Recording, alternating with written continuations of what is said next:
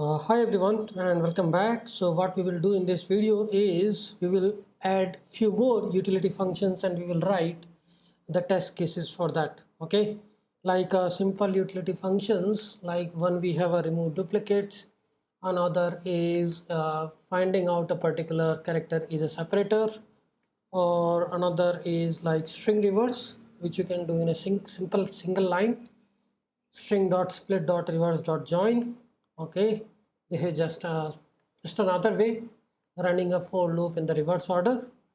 Okay, so we have all these functions written here and we are exporting these. Remove duplicates, export this, export its separator, and what else we have removed. Okay, these are the three utility functions we can say we have written. Now what we will do is we will write the test cases for them, and test cases should be written in a such a way that they should be able to cover each and every unit tests, like passing the empty, passing the null, passing the undefined, and then checking if your criteria is matching that or not. I mean, your function should be able to handle all these criterias. Okay, we are inside a util tests, array operations. Okay, remove duplicates. Let me just format this.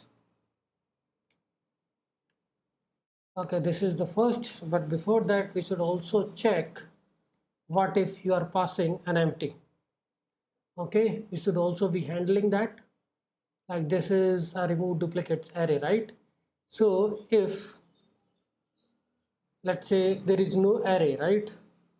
So array dot is array, first we need to check that this is array, and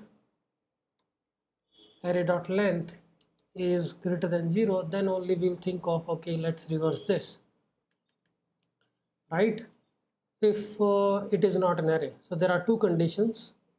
There can be two conditions. First of all, it should be an array and the length should be greater than 0. Then only you will think, okay, let's reverse this particular array, right?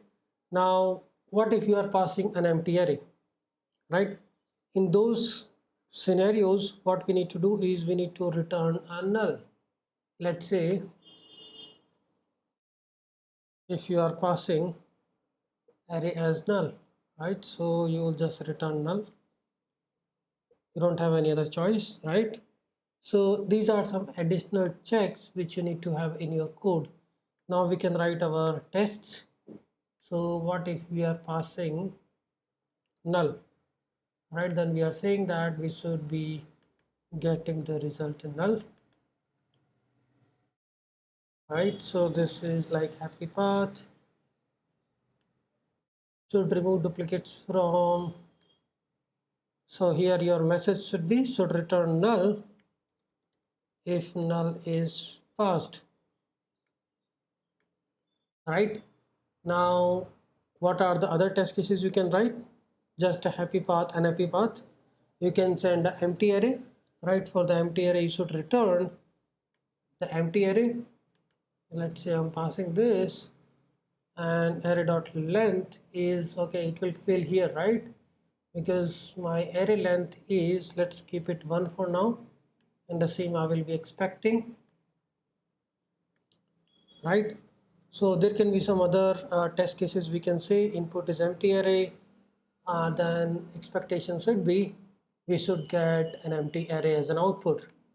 But this condition we need to tweak a little bit. First of all, this should be, now let's allow this, then we should get an empty array. For an empty array should return empty array for empty array input. This is again a simple test case. Now you can write complex scenarios where you are passing multiple inputs. Should remove duplicates from an array, and here you are passing,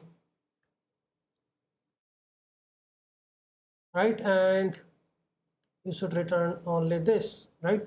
So these are actually some edge cases we are covering for removing the duplicates. So similarly, we are also doing the reverse of a string, right? So we can, so this is the array operation. We can just copy this, and now this whole section can become another test case criteria for the string operation. String reverse operation. Put the main heading something like this. So if something is failing, you know, okay, which particular section is breaking. String reverse function. Here what we can say, should return empty string or empty string input, right?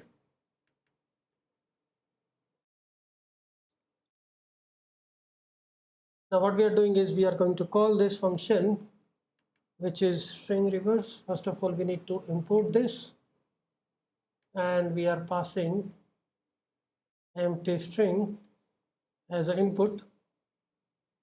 Then what is the outcome we are expecting? The outcome should be the empty string.